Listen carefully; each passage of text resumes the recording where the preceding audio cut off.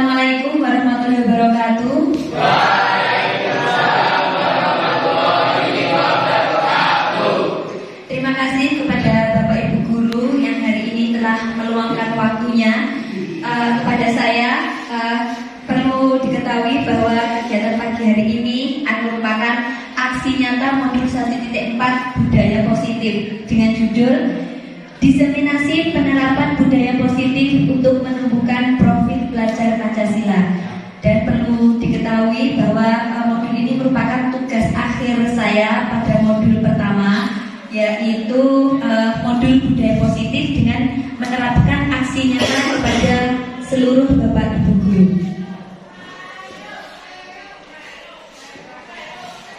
Selanjutnya, selamat datang para Bapak Ibu Guru hebat. Mari belajar bersama, berkolaborasi, saling mendukung demi mewujudkan disiplin positif di sekolah kita tercinta. Asik.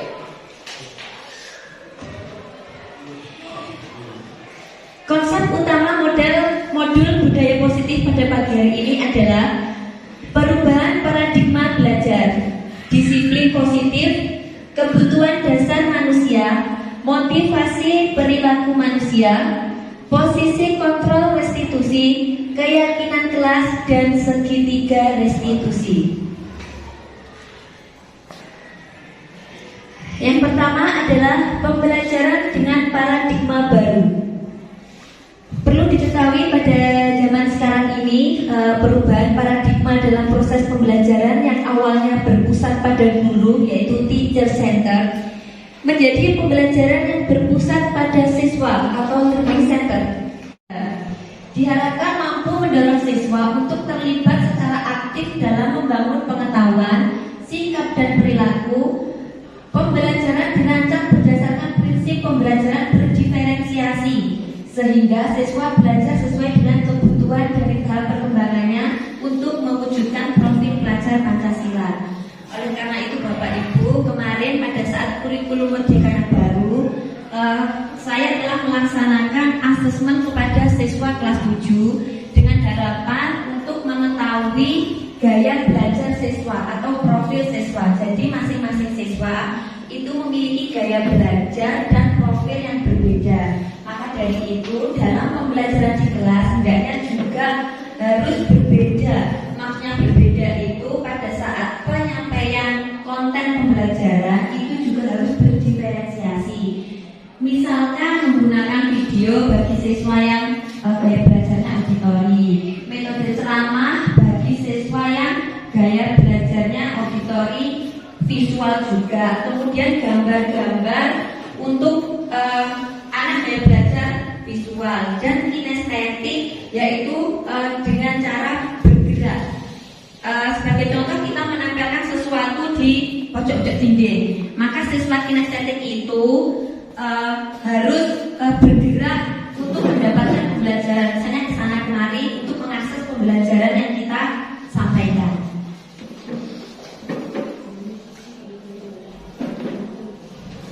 Yang pertama yaitu disiplin positif. Dalam budaya kita, makna kata disiplin dimaknai menjadi sesuatu yang dilakukan seseorang pada orang lain untuk mendapatkan kepatuhan. Kita cenderung menghubungkan kata disiplin dengan ketidaknyamanan. Sebagai pendidik, tujuan kita adalah menciptakan anak-anak yang memiliki disiplin diri, sehingga mereka bisa berperilaku dengan mengacu pada nilai-nilai kebajikan universal dan memiliki motivasi intrinsik bukan ekstrinsik. Disiplin positif merupakan salah satu cara penerapan disiplin yang bertujuan untuk menumbuhkan kesadaran serta memberdayakan anak untuk melakukan sesuatu tanpa ancaman maupun hukuman. Untuk itu Bapak Ibu Guru di sekolah kita, monggo baik Bapak Ibu Guru maupun siswa itu sepakat untuk membentuk budaya positif di sekolah kita.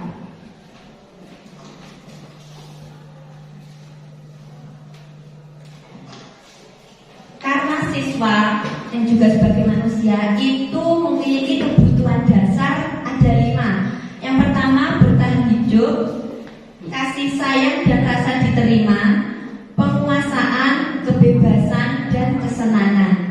Untuk bertahan hidup itu kebutuhan fisik seperti makanan, kemudian rumah itu merupakan kebutuhan dasar siswa atau kebutuhan dasar manusia dan juga kebutuhan dasar seluruh bapak ibu guru.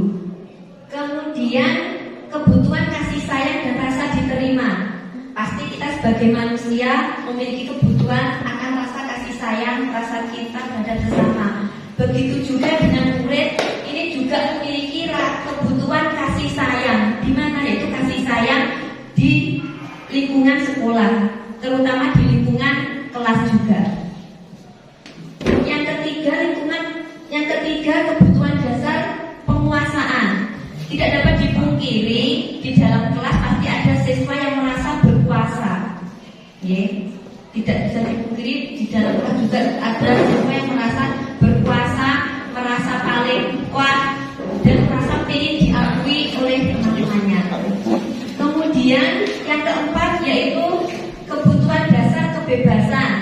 Tidak hanya kita yang ingin bebas sebagai manusia merdeka, siswa juga memiliki kebutuhan dasar kebebasan, yaitu kebebasan berpendapat, kebebasan berperilaku. Namun kebebasan itu tetap ada batasnya, dan kita sebagai bapak ibu guru lah yang menuntut kebebasan siswa tersebut dalam hal kebebasan berinovasi, kebebasan mengungkapkan pendapat, atau kebebasan yang lain. Dan yang terakhir yaitu kesenangan. Kesenangan, kebutuhan manusia, kebutuhan dasar yang terakhir yaitu kesenangan. Siswa dan bapak ibu guru juga pastinya membutuhkan kesenangan dalam kehidupan kita. Selanjutnya, motivasi perilaku manusia. Nah, niki. Motivasi merupakan dorongan yang timbul pada diri seseorang secara sadar atau tidak sadar untuk melakukan suatu tindakan dengan tujuan tertentu. Jan Gosen dalam bukunya Restructuring School Discipline menyatakan ada 3 motivasi perilaku manusia. Dalam hal ini 3 motivasi perilaku anak-anak sebagai murid kita. Yang pertama, menghindari ketidaknyamanan dan hukuman. Jadi murid melakukan disiplin diri karena ia takut dihukum. Ini merupakan motivasi ekstrinsik, Bapak Ibu. Yang kedua, mendapatkan imbalan atau penghargaan dari orang lain. Jadi murid itu melakukan disiplin diri karena ia ingin mendapatkan imbalan atau hadiah. Ini juga merupakan motivasi ekstrinsik. Nah, yang ketiga, menghargai nilai-nilai kebajikan diri sendiri.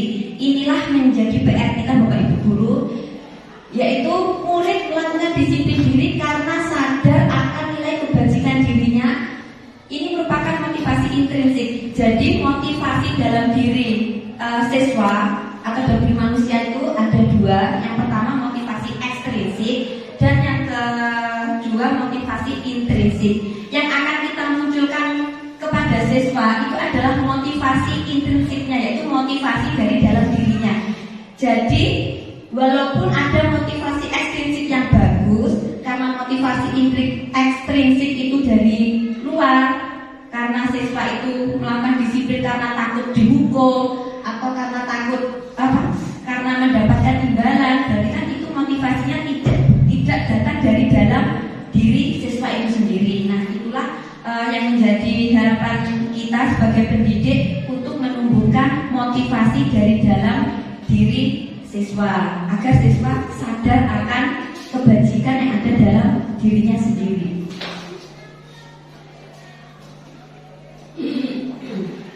Nah, selanjutnya konsep disiplin dengan identitas gagal. Di sini akan saya paparkan perbedaan antara hubungan, penghargaan, Kenapa di sini dikatakan konsep disiplin dengan identitas gagal? Karena disiplin berdasarkan hukuman, karena siswa tidak disiplin maka dihukum. Itu akan berakibat yang pertama menyakitkan bagi siswa itu sendiri. kedua, murid merasa tidak nyaman. Yang ketiga, murid merasa takut. Yang keempat, bersifat memaksa. Hukuman itu bersifat memaksa. Yang kelima, murid akan menyembunyikan kesalahannya karena takut akan hukuman. Yang terakhir, murid menjadi rendah diri. Nah, kemudian yang kedua, konsep disiplin menghargai atau penghargaan itu dikatakan sebagai identitas gagal karena yang pertama, penghargaan itu tidak efektif. Kenapa tidak efektif? Karena apabila seseorang atau sekolah itu tidak memberikan penghargaan kepada siswa tersebut, maka siswa tersebut tidak memiliki motivasi lagi karena motivasinya itu hanya sebatas pada agar diberi imbalan. Yang kedua, merusak hubungan. Maksudnya di sini adalah siswa yang tidak mendapatkan penghargaan itu nantinya akan merasa aku kok nggak dikasih penghargaan ya sama sekolah, kenapa dia dikasih aku kok enggak. Nah, makanya itu akan merusak hubungan siswa yang di kelas itu. Kemudian yang ketiga, penghargaan mematikan kreativitas. Jadi kenapa kreativitasnya mati? Itu dalam modul yang saya pelajari, karena ketika kita berkreativitas diberi penghargaan, ketika penghargaan itu sudah tidak ada, maka kemungkinan besar kreativitas itu akan menurun karena sudah tidak diberikan penghargaan. Jadi hanya sebatas seperti perlombaan saja. Kemudian menghukum dengan sistem ranking. Nah, ini Bapak Ibu guru yang menjadi permasalahan kita. Menghukum dengan sistem ranking, otomatis yang diberikan ranking 1, 2, 3 diberikan penghargaan, diberikan hadiah, otomatis kan siswa yang lain akan merasa minder, ya, karena kita itu memberikan ranking kepada siswa yang pintar saja. Kenapa saya kok tidak dikasih penghargaan seperti itu? Yang merupakan motivasi ekstrinsik. Nah, ini saya perkenalkan lagi konsep disiplin dengan identitas sukses, Bapak Ibu guru. Yang pertama adalah konsekuensi dan restitusi. Yang pertama, konsekuensi. Kenapa dikatakan identitas sukses? Karena dalam konsekuensi ini ada penguatan jangka pendek. Yang kedua, perlu monitoring berkelanjutan. Ada stimulus respon dari siswa. Kemudian murid akan menghormati peraturan. Yang terakhir, kehilangan waktu untuk merenungi kesalahan. Jadi ketika siswa salah, siswa sadar akan kesalahannya sendiri, maka kesalahan itu tidak berlarut karena siswa tersebut sudah sadar dan memperbaiki kesalahan. Kemudian yang terakhir, restitusi. Oke. Apa itu restitusi? Nanti akan saya sampaikan setelah slide ini. Murid belajar bertanggung jawab untuk perilakunya. Yang kedua, fokus pada pemecahan masalah dalam jangka waktu panjang. Murid atau anak menghormati dirinya dan orang lain. Dan yang terakhir, murid bersemangat memperbaiki kesalahan. Selanjutnya, pendekatan restitusi, sebuah cara menanamkan disiplin positif pada murid.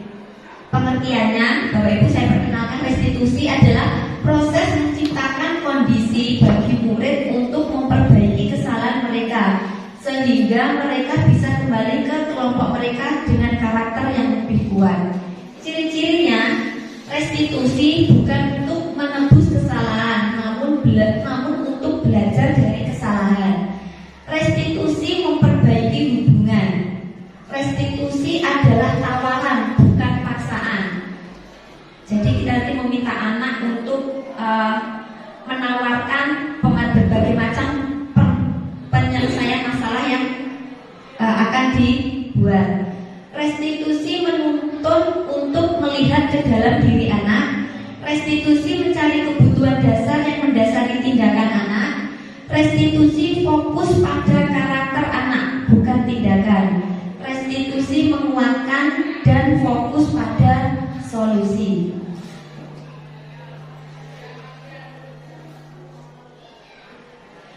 Selanjutnya, 5 posisi kontrol guru. Di dalam sekolah ini ada 5 posisi kontrol dari Bapak Ibu guru. ya. Pertama, penghukum, pembuat rasa bersalah, teman, pemantau, dan manajer. Ini 5 posisi kontrol guru. Bapak Ibu guru kira-kira ada di posisi mana? Penghukum. Oke, selanjutnya pembuat rasa bersalah. Ya, saya pernah. Betul Bapak Ibu guru.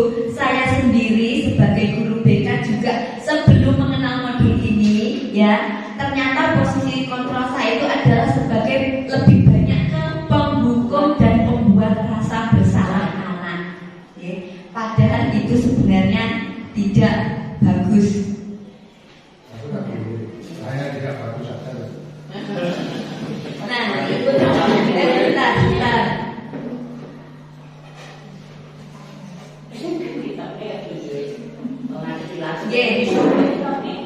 Contoh penerapan 5 posisi kontrol guru. Misalkan ada yang terlambat hadir di sekolah. Sebagai penghukum, nada suara tinggi, bahasa tubuh, mata melotot dan jari menunjuk-nunjuk menghadik. Terlambat lagi, pasti terlambat lagi. Selalu datang terlambat. Kapan bisa datang tepat waktu? Pasti kata seperti itu. Saya juga sering seperti itu, Bu. Nah, kita bayangkan bagaimana kalau kita itu menggeta-geta atau menghadik anak seperti itu. Pasti anak akan merasa sedih, akan meluapkan kekecewaannya itu di dalam kelas, marah sama guru tersebut, mencoret-coret meja, atau bahkan yang lebih parah mungkin sepeda Bapak Ibu guru digores pakai paku karena kesal dengan Bapak Ibu guru yang sudah menghadiknya. Ya semoga tidak semuanya seperti itu Bapak Ibu kita. Yang kedua, perlu ada seperti itu. Ya, yang kedua, pembuat rasa bersalah. Nada suara memelas, halus, Bu. Adi, kamu ini bagaimana ya? Kamu sudah berjanji dengan ibu atau bapak tidak akan terlambat lagi.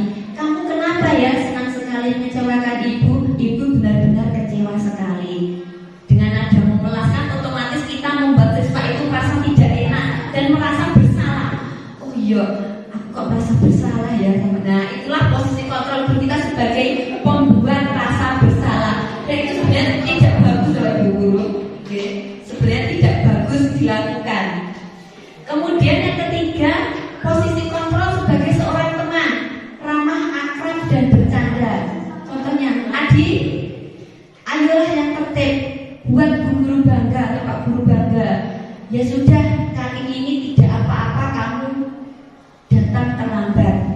Memang posisi kontrol sebagai teman ini baik, Bu, karena nada suaranya rendah, halus, tapi tidak bagus untuk karakter siswa. Karena apa?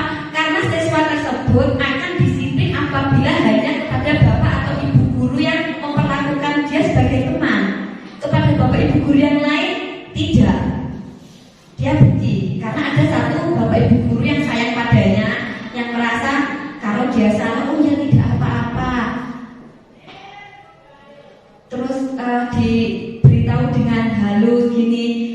Karena saya juga kadang sering seperti itu. Ternyata ini tidak bagus bagi mental siswa, karena siswa tersebut hanya manut kepada saya atau hanya manut kepada salah satu bapak ibu guru, tapi tidak manut kepada bapak ibu guru yang lain. Kemudian posisi kontrol selanjutnya ada sebagai pemantau. Nada suara datar, bahasa tubuh formal sebagai pemantau. Kamu terlambat 15 menit. Apakah kamu sudah mengerti konsekuensi yang harus dilakukan bila terlambat? Nah, ini posisi pemantau itu sudah agak mendorong siswa atau menggiring siswa untuk mengerti konsekuensi yang dilakukan di posisi pemantau. Jadi sebagai pemantau kita itu membuat siswa harus sadar konsekuensi apa yang dilakukan apabila melakukan pelanggaran. Kemudian posisi yang teratas yaitu posisi kita sebagai seorang manajer. Nada suara tulus, ciri-cirinya bahasa tubuh tidak kaku, mendekat ke murid dan bertanya, apakah kamu tahu kesalahan kamu? Ya, saja tahu Bu.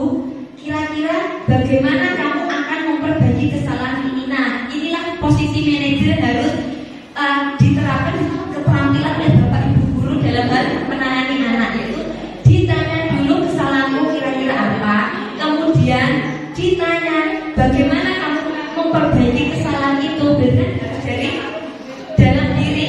Kita tanya bagaimana cara memperbaiki kesalahan kamu. Jadi siswa itu sadar, sadar dan berkonsekuensi dengan apa yang akan dia katakan.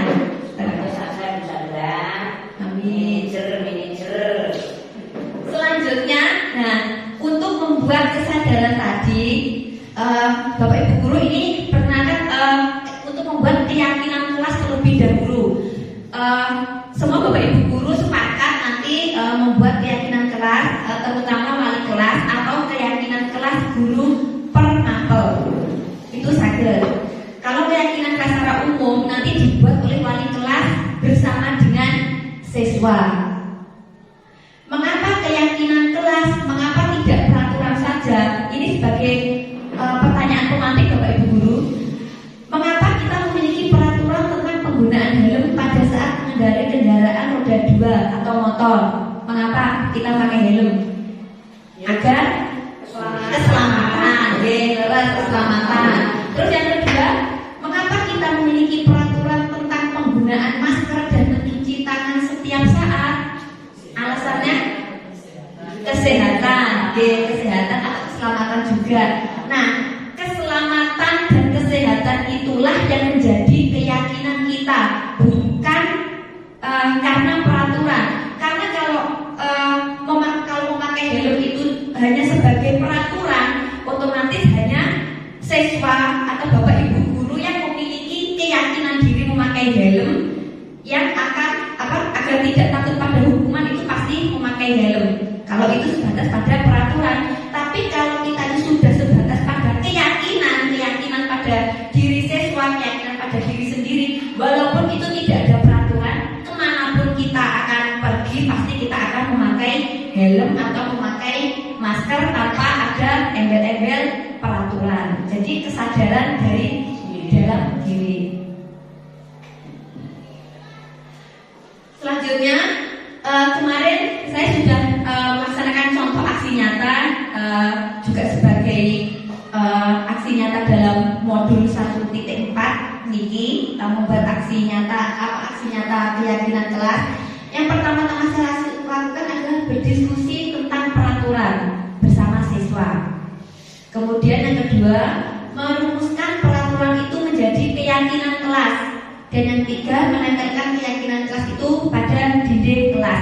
Jadi setiap siswa itu apabila melakukan kesalahan diingatkan kembali dengan keyakinan kelas yang telah disepakati satu kelas. Misalkan apabila siswa datang terlambat datang ke sekolah jadwal, maka Bapak Ibu guru mengingatkan keyakinan kelas dan konsekuensi apa yang harus diberikan kepada siswa tersebut bila melanggar keyakinan kelas itu sudah disepakati. Ini sebagai contoh Bapak Ibu guru, kemarin saya melaksanakan keyakinan kelas. Mohon maaf suaranya. Nggak ada sambungan. Full nih. Mohon maaf karena ternyata sambungannya tadi belum dikonekkan. Ini contoh penerapan keyakinan kelas pada saat saya mengajar di kelas 9A. 9A.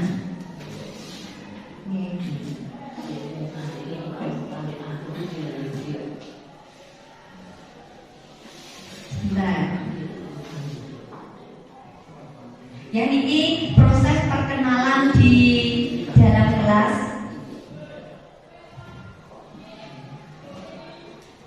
Proses apa itu keyakinan kelas? Memperkenalkan kepada peserta didik tentang keyakinan kelas pada saat mata pelajaran bimbingan dan konseling, pada saat pelajaran BK. Nanti Bapak Ibu guru untuk keyakinan kelas di kelas juga saged keyakinan kelas wali kelas yang membuat atau dari Bapak Ibu guru sendiri. Jadi keyakinan kelas pada saat mata pelajaran ini pasti berbeda dengan mata pelajaran lainnya. Gitu.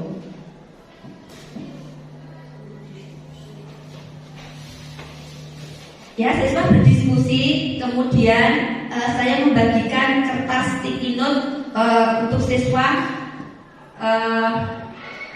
mendiskusikan keyakinan kelas apa yang akan dilaksanakan ketika pembelajaran.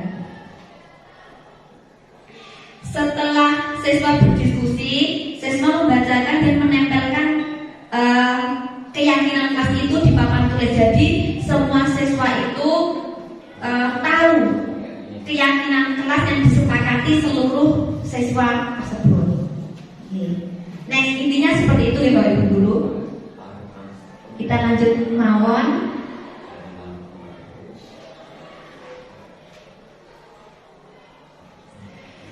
Selanjutnya saya perkenalkan tentang segitiga restitusi. Apa itu segitiga restitusi?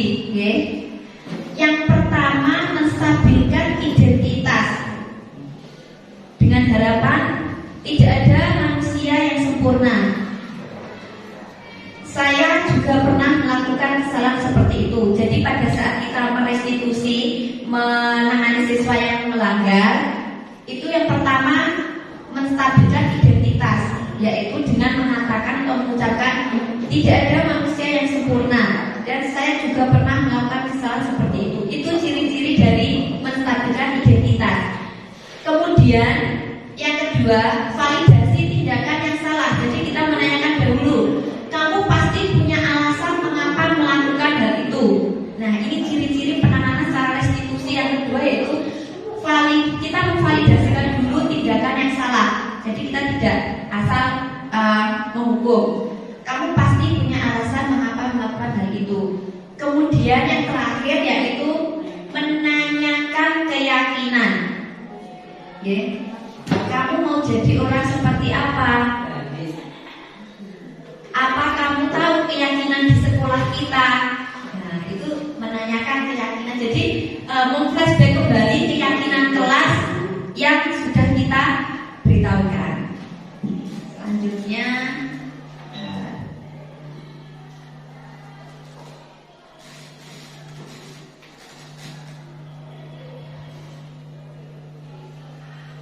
oke, Bapak Ibu Guru, sebelum pada kasus segitiga restitusi,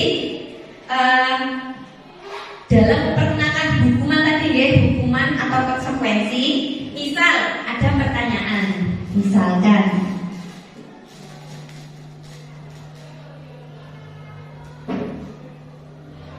dalam kasus di sekolah kita mencatat 100 kali di dalam buku, mencatat kalimat saya tidak akan terlambat lagi karena terlambat ke sekolah. Jadi kita itu menyuruh siswa untuk mencatat 100 kali di dalam buku dengan tulisan saya tidak akan terlambat lagi. Ini termasuk hukuman nopo sanksi, nopo konsekuensi.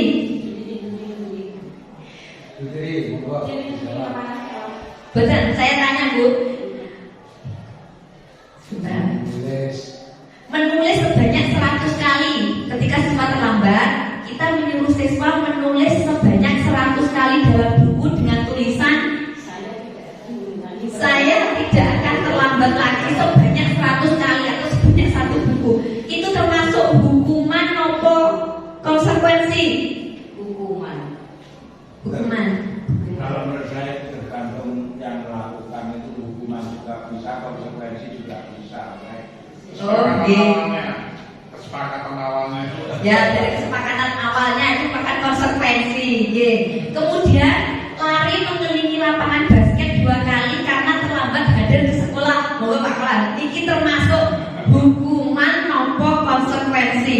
Kalau menurut saya memang orang lapangan seperti itu, konsekuensinya harus seperti itu. Jadi ketika asal-asalan itu juga itu harus berani mempertanggungjawabkan kesalahan itu. Kalau menurut saya. Oke, karena bukan dengan olahraga ya. Kemudian membersihkan coretan yang dibuatnya di meja tulis, itu termasuk hukuman atau konsekuensi? Konsekuensi. Nah, terus itu termasuk konsekuensi. Kemudian murid diminta untuk push up 15 kali karena tidak menggunakan masker ke sekolah. Nggih, leres langsung nggih. Hukuman itu termasuk hukuman. Nggih. Kemudian menggantikan kertas tugas teman yang telah dicoret-coret. Konsekuensi, nggih, itu konsekuensi. Nggih. Kemudian berjemur di lapangan basket pukul 12 siang karena mengobrol dengan teman. Nah, sudah jelas itu hukuman. Okay. Dan yang terakhir, murid diminta bertelanjang kaki sepanjang hari karena tidak menggunakan sepatu warna hitam sesuai peraturan sekolah. Hukuman, itu termasuk menghukum. Keras soalnya, kalau tidak mau harus. Nah, ya, antara hukuman dan konsekuensi, ya, itu memang bisa Bapak Ibu guru. Ya, monggo. Barangkali ini saya menunjukkan suatu kebetulan karena saya ada di lapangan ini, kemudian juga ketika saya di lapangan saya yakin semuanya juga melihat apa yang saya lakukan di lapangan itu. Jadi ini saya melihat kan selama ini sudah sering kali diperingatkan kaitannya dengan identitas sekolah, namanya memakai kaos sekolah. Nah, ternyata banyak juga sing ngeyel untuk tidak diurai-urai bahwa itu memang amanah dari sekolah supaya enggak. Tapi ternyata ada identitas apa itu namanya dari luar, ada di kaosnya dan sebagainya. Sehingga kami bukan tidak memperbolehkan kalian itu untuk ikut pelajaran, tetap saya ikutkan. Kalau saya suruh keluar, kamu saya rasakan merasa nyaman, merasa enak. Sehingga konsekuensinya kalau kamu ingin sekolah, dilepas saja kaosnya, nggak usah pakai kaos gitu. Kalau saya lakukan itu sudah terserah yang mau memandang siapa, mau memberikan komen seperti apa, saya siap mendengarnya. Tapi bagi saya itu adalah sebuah konsekuensi. Kalau kamu melakukan seperti, kalau tidak ingin seperti itu, jangan seperti itu aja. Itu selalu saya ingatkan, dan itu bukan sebuah kebencian saya berikan pada anak. Saya tidak pernah membenci siswa saya. Cuma karena ini adalah amanah dan kamu tidak amanah, ya ini konsekuensinya. Termasuk yang pakai waktunya olahraga, ya tidak bawa pakaian olahraga, alasannya mesti lupa. Ya tetap saya ikutkan saat ini. Ya pakai itu sudah. Apapun nanti resikonya apa, kotor bajunya enggak. Saya tidak mau tahu. Itu terserah, itu yang mau komen seperti apa. Tapi dengan cara itu saya melihat juga ada sebuah efek jerah, dan ketika pelajaran berikutnya dan sebagainya. Terima kasih. Ya, terima kasih Pak Kaulan atas pengalaman di lapangan. Ya, Bapak Ibu, antara hukuman dan juga konsekuensi ini juga harus satu sekolah harus menyepakati, karena kedepannya sekolah kita itu merupakan sekolah ramah anak. Itu nanti tujuannya ke situ, karena ini sekolah ramah anak, jadi untuk meminimalisir hukuman. Sudah merupakan sekolah ramah anak. Jadi untuk meminimalisir hukuman, bagaimana caranya? Yaitu dengan satu sekolah itu harus memiliki keyakinan kelas atau keyakinan sekolah. Berbeda dengan peraturan. Kalau peraturan kemungkinan dibuat hanya sepihak oleh Bapak Ibu guru, oleh sekolah itu sendiri. Tapi kalau sabun keyakinan sekolah itu dibuat bersama-sama dengan siswa. Jadi meminimalisir hukuman untuk mewujudkan sekolah ramah anak. Seperti itu. Saya lanjutkan. Kemarin saya sudah melaksanakan proses penerapan segitiga restitusi kepada anak. Yang pertama, kasus 1 sering terlambat datang ke sekolah. Terus yang kedua yaitu anak yang membolos pada saat jam terakhir pembelajaran. Ini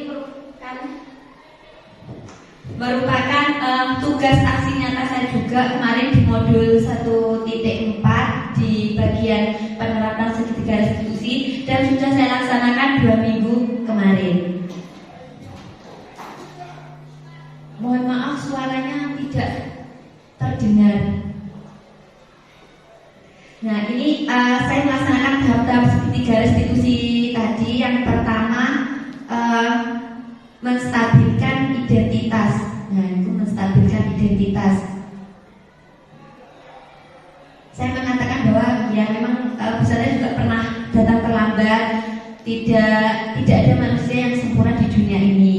Kemudian validasi tindakan yang saya salah. Saya mengatakan kalau boleh tahu apa yang membuatmu datang terlambat ke sekolah, seperti itu.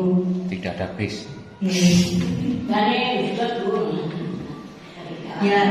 Kemudian menanyakan keyakinan karena kemarin sudah di kelas 9A sudah ada keyakinan kelas dan ada yang melanggar, maka dari itu saya menanyakan keyakinan kelas apa yang dilanggar dan bagaimana caranya agar keyakinan tersebut bisa terpenuhi atau bagaimana caranya agar tidak terlambat lagi datang ke sekolah. Ini untuk kasus pertama.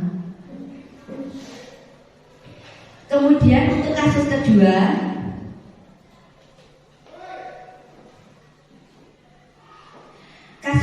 ini skenarionya kemarin pada saat jam terakhir itu tidak ada di dalam kelas. Maka dari itu berdasarkan laporan dari guru piket kepada guru BK, akhirnya besoknya guru BK menindaklanjuti dengan menggunakan kasus ini menggunakan segitiga restitusi, yaitu dengan yang pertama menstabilkan identitas, sama seperti kasus pertama. Kemudian menanyakan tindakan, validasi tindakan yang salah, menanyakan kenapa kamu melakukan ini, apa alasannya, kenapa kok membolos pada saat jam terakhir. Itu saya tanyakan dulu apa alasannya. Kemudian yang terakhir, tahap terakhir yaitu menanyakan keyakinan. Ya, ditanya lagi keyakinan kelas apa, kamu mau jadi apa, bagaimana caranya kamu perbaiki diri, itu biar siswa sendiri yang menjawab dari dalam hatinya. Jadi ada motivasi intrinsik untuk berubah berdasarkan jawaban yang disampaikan. Ini banyak tidak. Saya mau tanya. Monggo Pak. Itu tindakannya melalui keyakinan kelas. Saya siswa ditanya tentang pelanggaran yang dilakukan,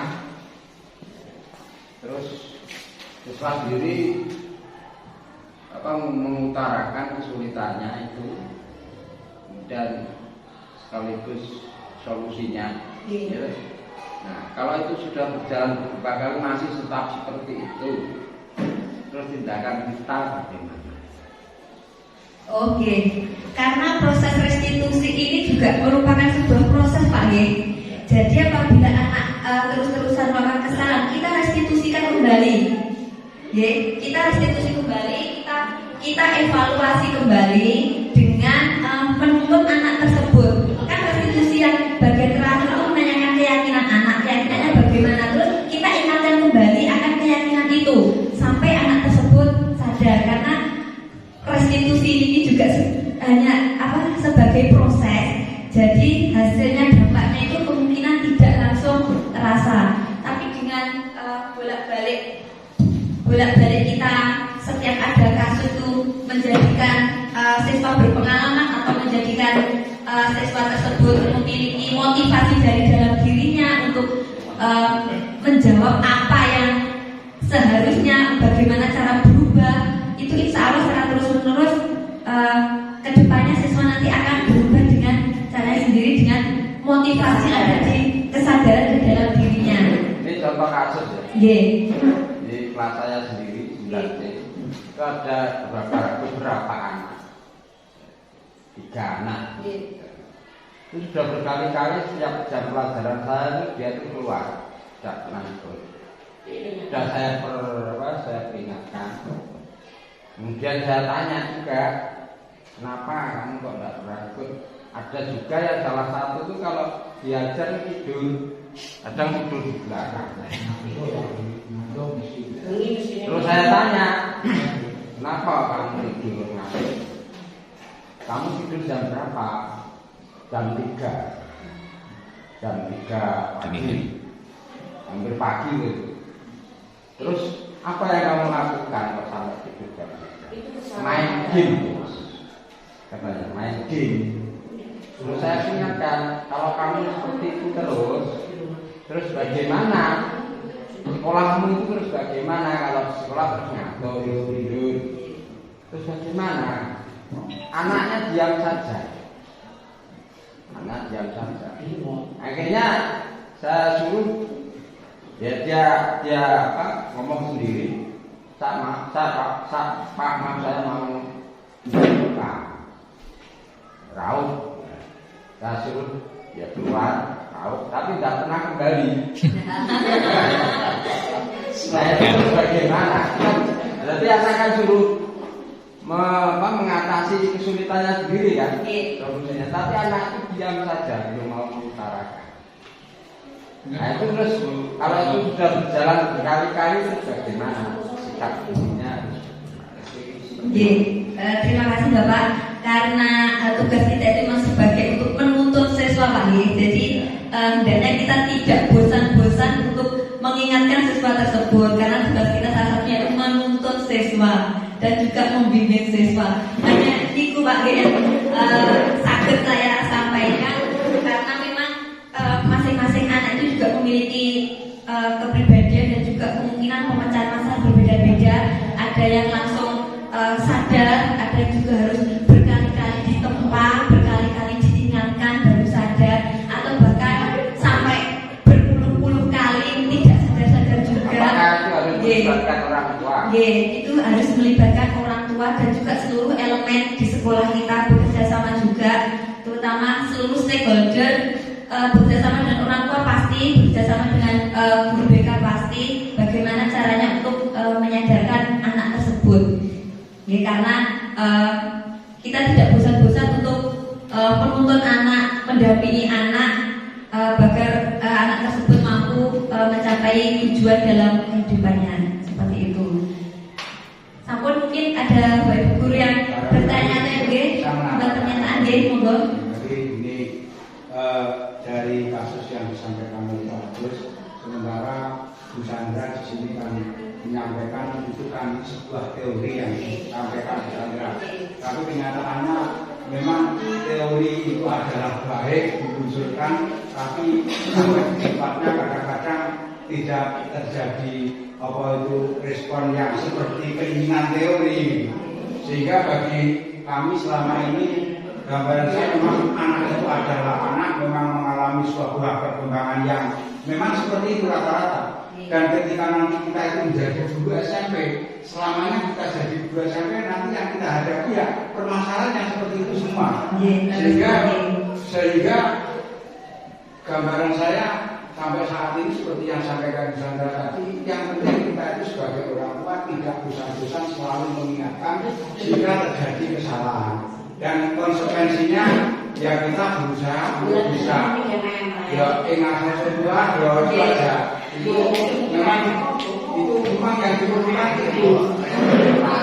Jadi itu sudah bilang yang memang diberikan di tanah oleh Bapak Pendidikan kita yang sampai saat ini malah gambaran saya yang saya cermati bahwa pendidikan kita itu sudah mulai tenggelam. Kita yang muncul yang baru sehingga itu sudah tenggelam, terlalaikan.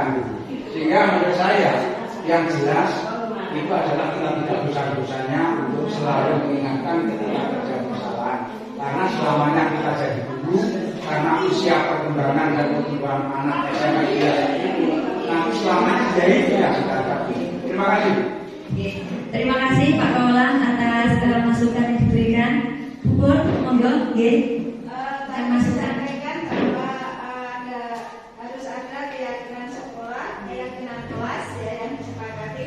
Nanti pun setelah ada keyakinan kelas dan keyakinan sekolah, apakah itu masih perlu ada tata tertib sekolah? Karena namanya keyakinan itu kan sudah mengarah ke bagaimana anak tertib dengan belajar tertib dengan sendiri, apa harus dipaksa. Terus yang satu yang kedua, seperti ini tadi kan anak-anak sudah diingatkan berkali-kali itu atribut ternyata yang masih tetap belum lengkap. Nah saat itu kemudian kita memberikan konsekuensi kita berikan apa ya namanya? Kalau menurut saya sih konsekuensi karena hanya untuk minggu depan kalian harus hafal janji siswa. Itu apa? Itu yang di siswa itu termasuk hukuman ataukah konsekuensi? Tadi sudah disepakati oleh anak-anak memang yang belum tertib. Ya, terima kasih Bu Pur. Menjawab pertanyaan pertama, apakah setelah ada keyakinan sekolah, apakah masih perlu ada peraturan tata tertib? Tetap peraturan tata tertib di sekolah itu pasti ada. Harus ada untuk mengontrol bagaimana siswa berperilaku atau bahkan bagaimana mengontrol Bapak Ibu guru berperilaku. Peraturan itu tetap harus ada. Intinya kenapa ada keyakinan sekolah itu adalah untuk memunculkan motivasi intrinsik dari siswa. Jadi siswa atau Bapak Ibu guru tersebut mau melakukan hal atau keyakinan yang disepakati itu tanpa ada paksaan, karena sudah dalam menyusun keyakinan sekolah atau keyakinan kelas itu tadi kan menyusunnya bersama-sama. Jadi sudah menjadi kesepakatan dan keyakinan dalam hati masing-masing siswa. Kemudian yang kedua, apakah kasus tadi pagi Bu yang tidak memakai atribut itu merupakan terus di konsekuensinya menghafalkan janji siswa, itu untuk menambah karakter siswa tentang janji siswa itu merupakan saya rasa merupakan konsekuensi dari kesalahan siswa yang tidak memakai atribut seperti itu. Dan hukumannya itu kan juga untuk mengingatkan karakter siswa mengenai janji siswa biar teringat. Maka dari itu diharapkan semoga minggu depan dengan adanya konsekuensi janji siswa tersebut, siswa tidak melakukan kesalahan lagi. Semoga itu harapan dari sekolah dan juga Bapak Ibu guru. Sampun Bapak Ibu guru? Monggo. Gini, bagaimana caranya untuk menyampaikan pembelajaran di setiap kelas itu berbeda versi, dalam arti anak-anak itu kan berbeda, punya karakter sendiri, punya skill sendiri-sendiri. Sehingga bagaimana kalau pembelajaran itu berlangsung satu kelas misalkan, terus bagaimana dengan cara memberikan pembelajaran tersebut? Terima kasih. Karena pembelajaran berdiferensiasi ini ada 3 Bu. Yang pertama diferensiasi konten, yang kedua diferensiasi proses, dan yang ketiga diferensiasi produk. Untuk diferensiasi konten itu menjadi tantangan sendiri bagi Bapak Ibu guru, menantang kreativitas Bapak Ibu guru. Yang pertama karena siswa itu berbeda-beda gaya belajarnya, seperti yang saya sampaikan tadi. Bagi siswa yang memiliki gaya belajar visual, itu Bapak Ibu guru menggunakan media gambar dengan menjelaskan menggunakan media gambar. Kemudian bagi siswa yang memiliki gaya belajar auditori, itu Bapak Ibu guru membuat konten video, jadi memutar video. Kemudian diferensiasi produk. Kemudian bagi siswa yang kinestetik itu membuat siswa bergerak ke pojok sana ke pojok sini untuk mengakses materi yang diberikan oleh Bapak Ibu guru. Disinilah tantangan kita Bapak Ibu guru untuk pembelajaran berdiferensiasi, menantang untuk Bapak Ibu guru untuk membuat konten pembelajaran yang menarik bagi siswa. Karena siswa yang auditori itu pembelajarannya tidak sama dengan siswa yang kinestetik, tidak sama dengan siswa yang visual seperti itu. Itu diferensiasi konten. Untuk yang kedua, diferensiasi proses. Diferensiasi proses pada pembelajaran yang saya pelajari itu Bapak Ibu guru otomatis dalam proses pembelajarannya itu membagi siswa secara berkelompok dan secara umum. Secara berkelompok kecil itu tadi untuk menyampaikan pembelajarannya itu tadi. Secara kelompok besar itu menyampaikan kepada keseluruhan materi di kelompok umum. Nah, ini tantangan bagi Ibu guru.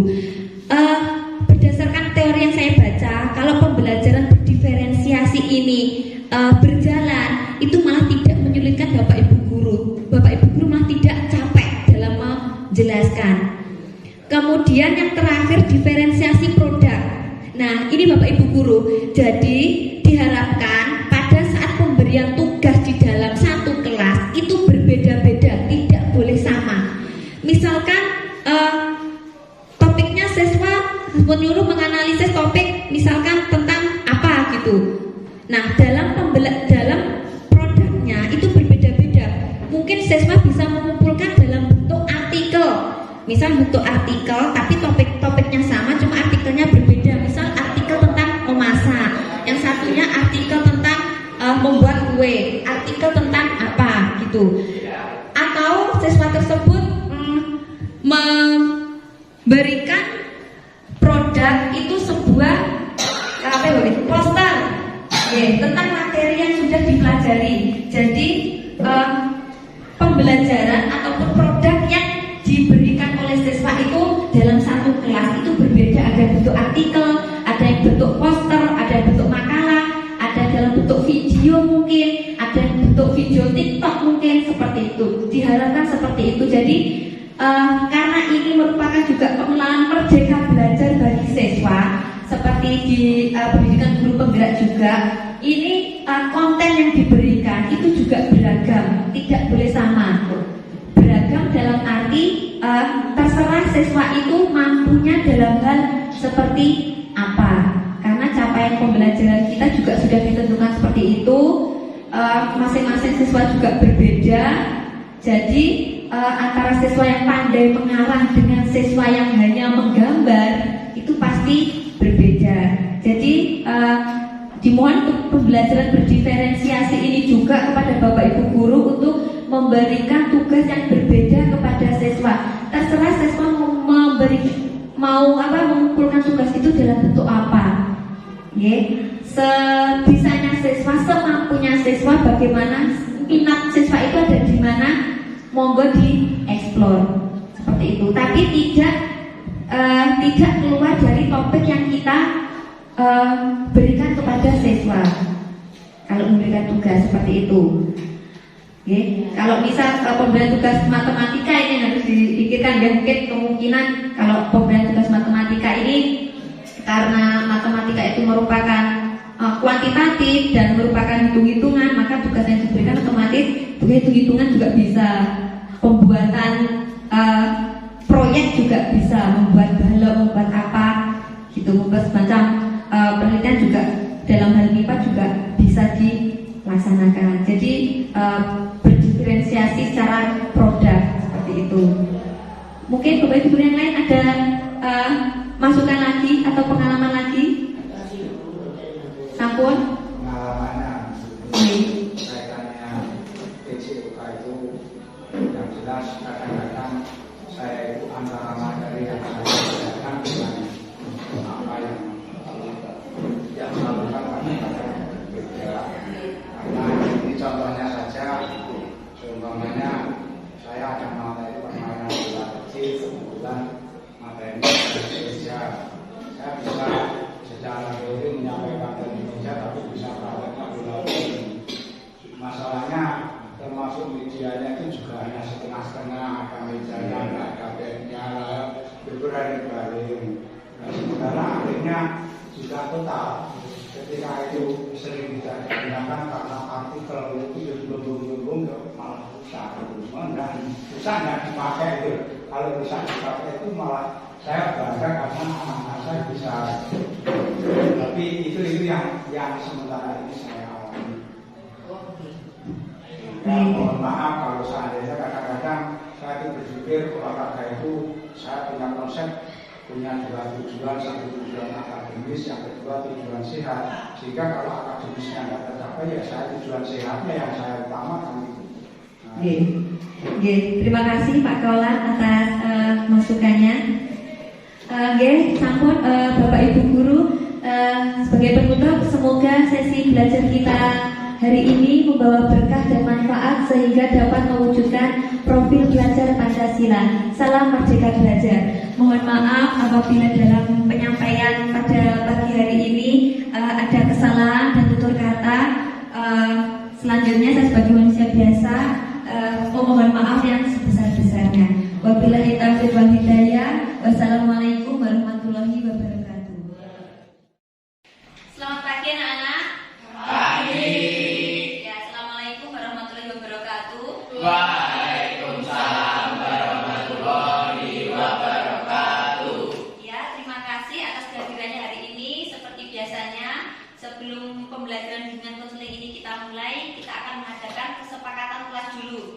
setuju? Setuju. Kesepakatan kelas ini adalah untuk membantu kita supaya pembelajaran dalam kelas terasa nyaman, aman, dan lebih kondusif. Ya, jadi nanti Bu Sandra minta kalian membentuk kelompok masing-masing 4 anak, ya, dibagi masing-masing 4 anak. Kalian mendiskusikan kesepakatan kelas apa yang akan kita laksanakan dalam semester 1 ini di saat mata pelajaran bimbingan dan konseling. Ya, setuju? Setuju. Baik, sekarang kalian bisa membentuk kelompok sebanyak 4 anak. Silakan. Baik anak-anak, kalian sudah membentuk kelompok, maka kita bisa memulai mendiskusikan kesepakatan kelas kita atau keyakinan kelas kita mulai dari sekarang juga. Jadi nanti Bu Sandra akan membagikan sticky note, masing-masing anak menuliskan keyakinan apa dan mendiskusikan dengan kelompoknya keyakinan kelas apa yang akan kita laksanakan.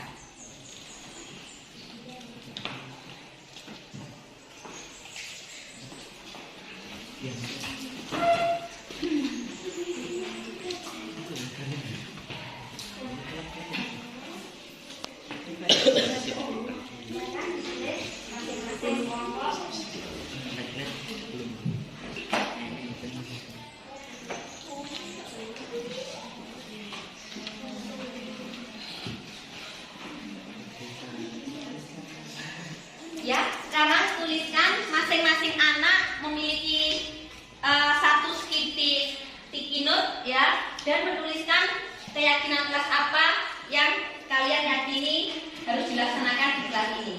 Silakan.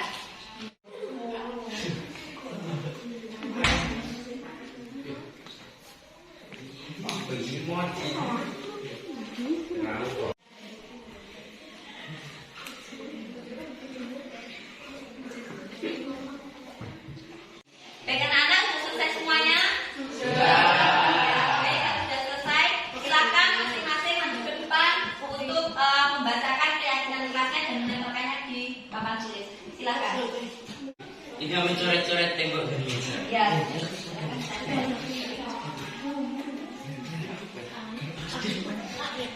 Ya. Ayo yang lain.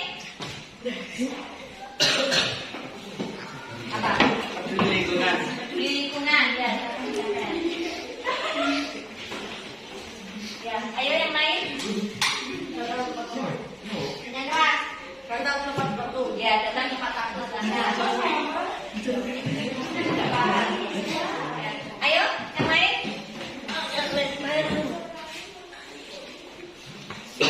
Baca yang keras. Ya, membuang sampah pada tempatnya. Sore tuh. Ya, silakan.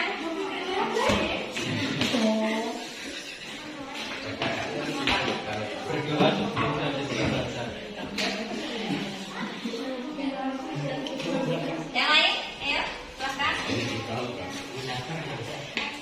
Dilarang bermain HP di kelas. Ya, ayo, silakan. Ya, menghormati guru dan menghargai teman. Ayo,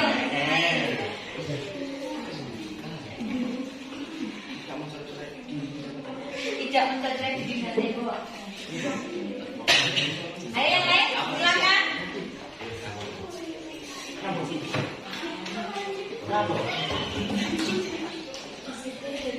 Disiplin dan jujur. Ayo yang lain.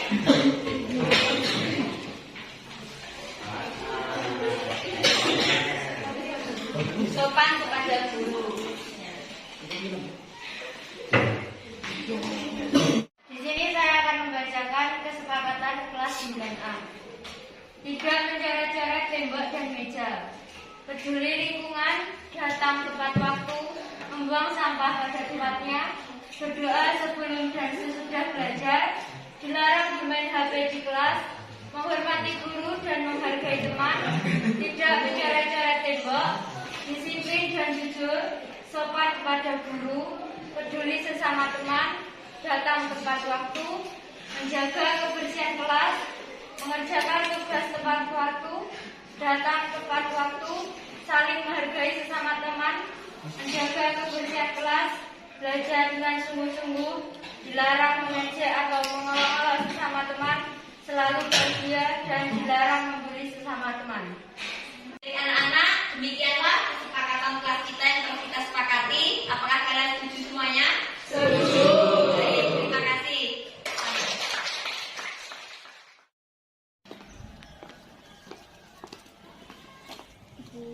Pagi, Bu Sandra lihat akhir-akhir ini kamu sering datang terlambat ke sekolah. Ya Bu. Ya, Bu Sandra dulu juga pernah mengalaminya. Tidak ada manusia yang sempurna di dunia ini, jadi kita bisa menyelesaikan secara bersama-sama, ya. Kalau boleh tahu, kenapa akhir-akhir ini kamu sering datang terlambat ke sekolah? Karena setiap malam saya bermain game sebelum tidur, jadi paginya bangun terlambat. Oh, main game, paginya terlambat. Terus, kamu tahu keyakinan di sekolah kita itu apa? Ya, apa? Keyakinan yang kamu langgar? Disiplinan. Ya. Terus, apa yang kamu lakukan itu benar? Salah, Bu. Terus, apa solusinya? Mengurangi bermain game, tidur tepat waktu, Ya. saya kalau sekolah tidak terlambat lagi. Ya, Bu Sandra hargai usaha kamu, ya. Semoga besok kamu tidak lagi terlambat datang ke sekolah dan bisa mendapatkan pelajaran dengan tepat waktu, ya. Baiklah, sekarang kamu bisa masuk ke kelas. Terima kasih. Ya.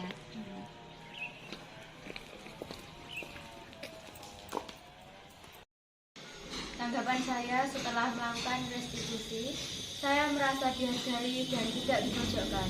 Walaupun saya melakukan kesalahan, saya bisa mencari jalan keluar dari masalah saya, memperbaiki diri dan mengajak teman-teman untuk memperbaiki dirinya juga.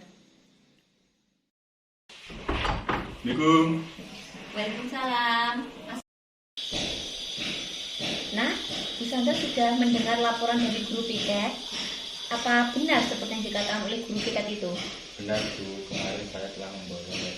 Oh, kemarin membolos. Bu Sandra tidak ingin mencari siapa yang benar, siapa yang salah, ya. Setiap orang pasti melakukan kesalahan. Tinggal bagaimana kita untuk memperbaikinya. Kalau Bu Sandra tahu, apa yang menyebabkan kamu membolos kemarin? Saya pulang karena kemarin jam terakhir jam kosong. Jadi kesempatan saya untuk membolos. Ya, walaupun jam terakhir kosong, tapi kan jam pelajaran belum selesai, ya. Jadi sekolah harus tetap pulang pada saat jam terakhir. Kamu ingatkan keyakinan kelas kita? Saya ingat Bu, Apa keyakinan kelas kita disiplin dan mandiri. Disiplin dan mandiri. Bagaimanakah siswa dikatakan disiplin dan bagaimanakah siswa dikatakan mandiri? Orang yang disiplin taat pada peraturan sekolah Bu. Dan Ya. mandiri berarti mau melakukan tugas tanpa disuruh. Ya, berarti kamu sudah tahu ya. Terus sekarang apa yang akan kamu lakukan? Saya akan melaksanakan keyakinan kelas Bu. Oh begitu. Terus apa yang kamu lakukan untuk memperbaiki kesalahan? Saya akan meminta maaf guru-guru saat janji tidak akan mengulangi kesalahan saya Bu. Saya juga akan mengajak teman-teman saya untuk disiplin dan taat pada peraturan. Ya baik, Bu Sandra akan menghargai usaha kamu, ya. Semoga besok kamu tidak mengulanginya lagi, ya. Baik, sekarang kamu boleh kembali ke kelas, ya. Bu.